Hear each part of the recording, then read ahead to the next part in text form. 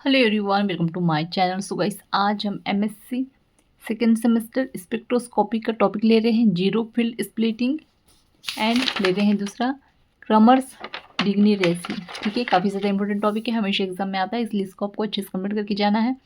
और चैनल पर रहे तो प्लीज़ चैनल को सब्सक्राइब कर दीजिएगा, बेल आइकन प्रेस कर दीजिएगा। और एमएससी केमिस्ट्री और सेमेस्टर के नोट्स परचेस करने के लिए आप मुझे व्हाट्सएप पे मैसेज कर सकते हैं, डिस्क्रिप्शन में व्हाट्सएप नंबर शेयर कर दिया है। तो चलिए देखते हैं आगे।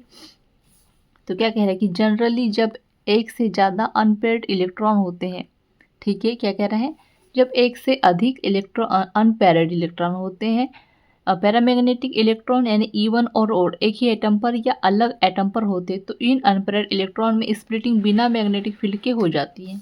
क्या कह रहे हैं यहाँ पे कि जब जनरली एक से अधिक अनपेयर्ड इलेक्ट्रॉन होते हैं, जिसमें पैरामैग्नेटिक इलेक्ट्रॉन में क्या आ जाएंगे, इवन भी आ जाएंगे और ओड भी इलेक्ट्रॉन आ जाएंगे। ठीक है, तो ये जो इवन और ओड इलेक्ट्रॉन जो होते हैं एक ही एटम पर या अलग एटम पर, ठीक है, एक ही एटम पर या अलग एटम पर होते, तो इन अनपेयर्ड इलेक्ट्रॉन में स्प्लिटिंग बिना मैग्नेटिक, मतलब इनमें जो है ये जो इलेक्ट्रॉन एटम्स जो होते हैं, इनमें बिना मैग्नेटिक फील्ड के भी क्या हो जाती है, अनपेयर्ड स्प्लिटिंग हो जाती है। ठीक है, क्या कह रहा है कि अलग एटम पर, एक ही एटम पर या अलग एटम पर होते हैं, तो इन अनपेयर्ड इलेक्ट्रॉन, ये जो अनपेयर्ड इलेक्ट्रॉन होते हैं, इनमें स्प्लिटिंग हो जाती है। ठीक है, बिना मैग्नेटिक फील्ड के।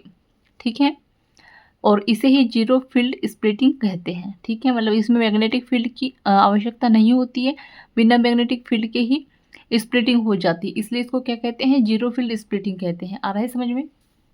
अर्थात जब अनपेयर्ड इलेक्ट्रॉन की संख्या एक से ज़्यादा होती है, तो इनमें मैग्नेटिक फील्ड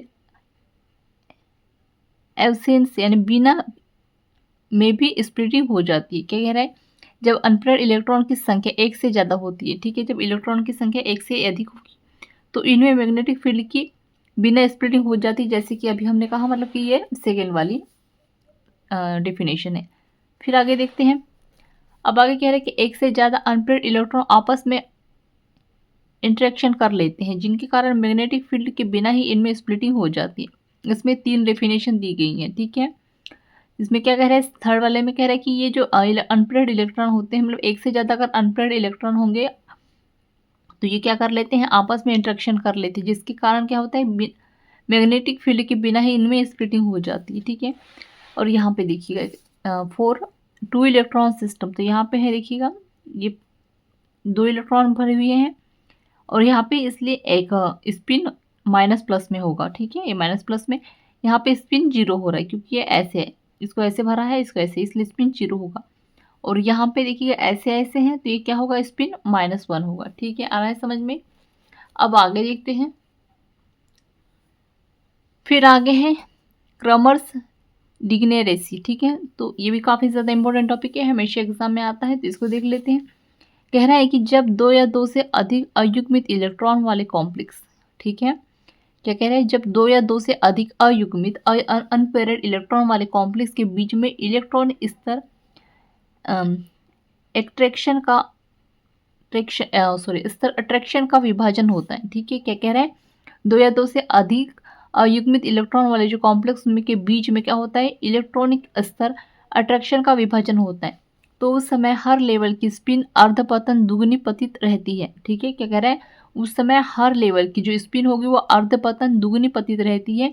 इसे ही क्या कहते हैं, क्रमर्स डिग्नेरेसी के नाम से जाना जाता है। ठीक है, आ रहा है समझ में? इसका एग्जाम्पल दिया गया है, Ni है, क्या है इसका, वो इलेक्ट्रॉनिक विन्यास होगा 3d8 और 4s2। ये क्या है, पैरामैग्नेटिक कंपाउंड है, 2 अनपेयर्ड इलेक्ट्रॉन यहाँ पे है। ठीक है, तो यहाँ पे एक इलेक्ट्रॉन हाफ है, ठीक है, और यहाँ पे भी एक इलेक्ट्रॉन हाफ है, तो ये हाफ हाफ हो जाएंगे, क्या हो जाएगा, एक हो जाएगा। आ रहा है समझ में? यहाँ पे भी हाफ है, यहाँ पे भी हाफ है। ठीक है, तो क्या हो जाएगा, ये दोनों में आपस में मल्टीप्लाई हो जाएगा, जुड़ जाएंगे आपस में, तो क्या हो जाएगा, हाफ और हाफ एक हो जाएगा, तो ये बराबर एक। तो यहाँ पे क्या है, +1 और ये 0 और -1, इस तरह से इसकी वैल्यूज आ जाएगी। अब यहाँ पर देखिएगा, ये क्रमर्स डिग्नेरेसी का डायग्राम दिया गया है। यहाँ पे बीच में 0 है, पहले फर्स्ट में -1 है, 0 है, फिर +1 है, तो ठीक है, +1 में मतलब कि 1 आ रहा है, तो ये +1 में हमारी वैल्यूज आ रही है। तो यही क्या है, हमारा क्रमर्स डिक्लेरेसी है। ठीक है, तो दोनों ही टॉपिक आपको काफ़ी अच्छे समझ में आ गए होंगे गाइस। काफ़ी इजी वे में मैंने समझा दिया है और काफ़ी ज़्यादा इंपॉर्टेंट टॉपिक है, हमेशा एग्जाम में आता है। तो आई होप आपको नोट्स समझ में आ गए हो। सो प्लीज़ चैनल को सब्सक्राइब कर दीजिएगा, बेल आइकन प्रेस कर दीजिएगा। और एमएससी केमिस्ट्री और सेमेस्टर के नोट्स परचेज करने के लिए आप मुझे व्हाट्सएप पे मैसेज कर सकते हैं, डिस्क्रिप्शन बॉक्स में शेयर कर दीजिएगा। और आगे ये भी बताइएगा कि किस टॉपिक में या किस टॉपिक का नाम और सब्जेक्ट का नाम बता दीजिएगा, तो उसकी हिसाब से मैं वीडियोस बना अपलोड कर दूँगी। Thank you.